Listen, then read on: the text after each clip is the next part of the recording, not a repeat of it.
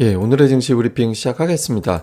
오늘 초반하고 바로, 초반 이후에 이제 바로 빠져버리는 그런 모습이 나타났는데, 그러니까 초반에는 이게 식품발, 물가 상승, 이게 좀 진정될 수 있다, 이런 기대감이 있었거든요. 그러니까 이제 미국에서의 어떤 곡물 가격이라든가 이런 것들이 많이 빠지면서 인플레이션이 잘하면 속도는 좀 둔하더라도 완만하게 빠질 수도 있겠구나, 이런 기대감, 이런 것들이 미증시를 올렸고, 또 이런 게 시장에서는 또 긍정적으로 메시지를 주면서 이제 초반에 상승 출발하는 그런 계기가 됐었는데, 오후 들어서는 오히려 이런 지표 하락이 발목을 잡는 그런 상황으로 바뀌어버렸죠. 예를 들면 이제 국제유가가 빠져서 105달러 밑에까지도 내려갔거든요. WTI가. 그러니까 이게 빠지는 건 좋은 건데, 다만 이제 투자들은 이게 경기 침체로 해석을 해버리니까, 경기 침체 때문에 유가가 빠지는 거, 그러면 유가 빠지면서 경기 침체라는 게 확인이 됐나 보다, 이렇게 이제 걱정을 하게 된 거죠. 그러니까 이제 매도의 이유로 작용을 했고, 근데 저는 그렇게 됐다 하더라도 결국엔 국제유가 빠져주는 게 지금 결국에는 증시에 도움이 된다라고 보거든요. 어쨌든 유가가 하락하면서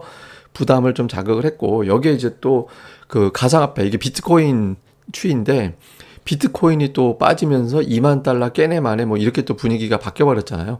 그러니까 가상화폐 가격이 빠지면 여기서 또 투자자들이 다른 걸 팔아서 돈을 메꾸게 될 거야, 이렇게 또 판단하게 되고, 이런 것들이 또 시장의 수급을 꼬이게 만드는 그런 요인이 됐고, 이거는 이제 코스닥의 분차트인데, 제가 이렇게 그 원을 동그랗게 그려놓은 구간이 있잖아요. 저게 오늘 총 6개 정도가 나왔는데, 이게 뭐냐면 보통 1분봉에서 양봉이 올라가는 양봉이 5개가 나오면 5분 동안 계속 상승 시도를 했다라는 거거든요.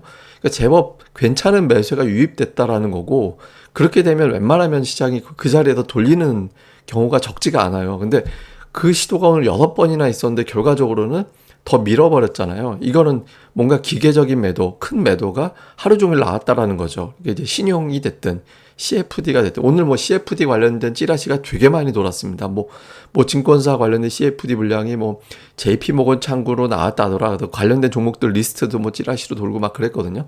근데 어쨌든 이제 해당되는 어떤 뭐 이거 신용 물량도 되게 많이 나왔을 것 같아요. 제가 보기에도 이제 그런 물량까지 계속해서 이제 나오다 보니까 좀처럼 이제 반등하기 어려운, 뭐 경기 침체 걱정이 되고 또 물량도 터지고 하면서 좀처럼 반등하기 어려운 그런 상황이 만들어졌던 것 같습니다. 그리고 이제 뉴스들도 보면 옐런도 그렇고 이제 바이든 대통령도 그렇고 뭐 경기 둔화는 되겠지만 침체는 피할 수 있다, 이런 이야기 좀 해줬거든요. 이게 안도감 주는 거긴 한데, 이게 자꾸 경기 침체 이야기가 나오니까 경기 침체라는 단어를 자꾸 투자들이 연상을 하게 돼서 좀 불편하게 되는 거예요. 그러니까 이런 거죠. 뭐 나 좋아 나 좋아 그랬다가 좋아 좋아 하다가 이제 나중에 진짜 반복되면은 화나잖아요. 그러니까 시장이 약간 좀 그런 반응을 좀 보인 측면도 없잖아 있고, 여기에 유명인들 뭐 머스크만 제가 예를 들었습니다만, 이제 서머스라든가 이런 사람들이 뭐 경기에 대해서는 좀 부정적인 어떤 언급들을 계속 하고 있죠. 더군다나 여기 이제 고용을 건드리기 시작했잖아요. 그러니까 이런 부분들이 이제 투자들을 또 이제 걱정스럽게 만드는 그런 요인이 됐고, 여기에 이제 파월 의장의 어떤 일정을 앞두고서, 이게 이제 파월 의장의 증언이 뭐 대단한 어떤 이벤트가 아닐 수도 있지만, 투자들은 이제 통화정책 회의 때 몇 번 놀란 상태이기 때문에, 그러니까 파월이 어떤 발언을 또 하면 또 시장이 출렁거릴 수 있다. 그러니까 이제 오늘 밤에 미증시가 빠질지도 몰라. 그러니까 이런 어떤 걱정을 하게 된 것도 또 이제 오늘 시장에서는 영향을 줬던 것 같습니다. 그리고 오늘 미증시 상승 효과를 제대로 누리지 못했던 게, 오늘 미증시 올라가면서 상승한 상태에서 거기다 대고 오늘 일시적인 상승이야, 이렇게 주장한 데가 되게 많았어요. 예, 모건 스탠리에서 3천까지 빠질 거야. 골드만삭스는 경기 침체 확률을 2배로 높여. 도이체뱅크는 내년도 3분기부터는 경기 침체. 뱅크 오브 아메리카도 내년도 경기 침체 확률이 40%. 이렇게 오늘 상승이 그냥 반짝일 뿐이야, 이렇게 판단하게 되는 용어들이 되게 많았죠. 여기에 이제 1대4로 이제 맞짱을 뜬 사람이 하나 있었는데, 오펜하이머의 한 이제 전략가인데, 이 사람은 이제 경기 침체 피할 거다.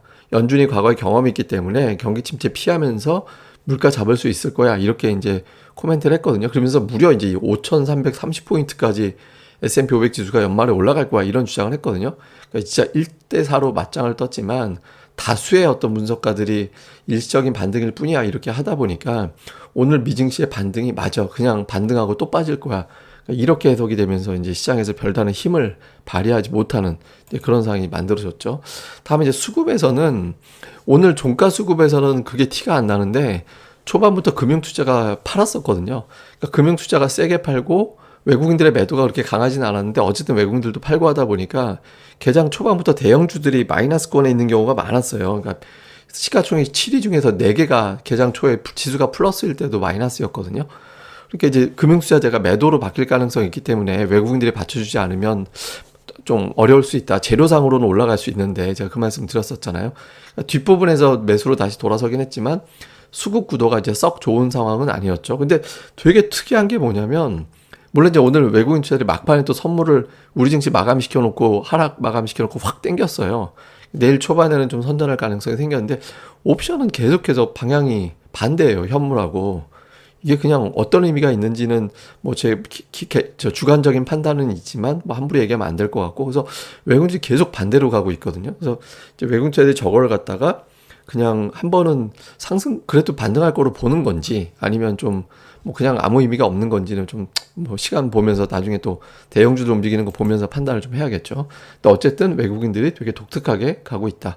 자, 이후에 이제 중요한 이슈들을 보면 파월 의장의 발언이 일단은 투자들이 주목을 할 겁니다. 그러니까 여기에 대한 해석, 그러니까 침체로 가지 않는다. 다음에 금리 인상 속도에 대해서는 기존의 입장 다시 확인해 주는 정도로 가는 게 제일 좋거든요. 그러니까 근데 이거는 파월 의장의 발언은 그렇게 할 가능성이 높아요. 근데 시장이 어떻게 해석하느냐에 따라 달라지는 건데 시장이 나쁘지 않게 해석한다라면 이제 최근에 어떤 그 저점이 나온 거야. 이렇게 또 해석될 수 있거든요. 그러니까 이제 풋은 끝났구나. 이렇게 이제 볼 수 있어서 오늘 파월 의장에 대한 어떤 해석을 어떻게 끌고 가는지 하나. 그 다음에 앞서 말씀드린 대로 외국인들이 엇갈리면서 계속 투자하고 있거든요. 그러니까 희망 고문은 계속 시켜요. 반등하겠지, 반등하겠지. 근데 지금 정작 현물을 안 돌리고 있거든요. 금융투자가 지속적으로 매수하기가 어렵기 때문에 외국인들이 매수해주고 삼성전자를 사줘야 되거든요. 근데 오늘도 매도는 되게 줄이긴 했는데 삼성전자 아직도 팔고 있거든요. 그래서 이게 어느 정도 되면 좀 발동을 걸 것 같기도 한데 좀처럼 안 돌리고 있다. 이게 좀 확인이 필요하고 그 다음에 제일 걱정스러운 대목은 환율입니다. 지금 환율이 1,300원 언저리까지 왔거든요. 금융위기 이후에 종가로 1,300원 돌파한 적이 없어요. 장중에도 없을걸요. 그러니까 지난번 코로나 때라든가 지난 고점도 1,290원대 중반 이상에선 다 꺾였잖아요. 근데 여기서 좀만 올라가면 그냥 1,300원이라는 숫자를 보게 되는 거고 제가 여러 번 말씀드렸지만 1,250원과 1,300원은 레벨이 다르다. 1,300원은 금융위기 터진 거고 1,250원부터는 금융위기에 대한 걱정이 있는 거고 그러니까 이게 고점이 되고 여기서부터 땅 하고 떨어져 줘야 되거든요. 이게 되게 중요하죠. 그래서 이번 주 목요일 금요일은 환율이 빠지기 시작하는 신호를 주는지 여부가 대단히 중요하다. 그러니까 저는 환율 정말 중요하게 봐야 될 것 같아요. 지금 시점에서는.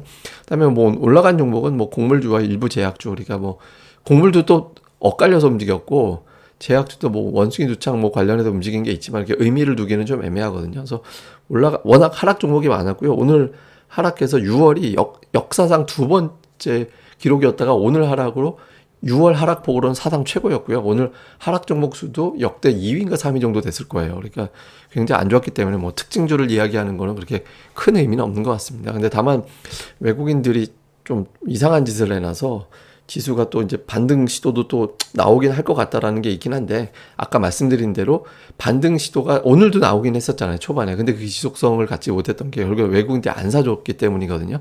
이 구도가 나오는지 여부가 당장은 제일 중요할 것 같습니다.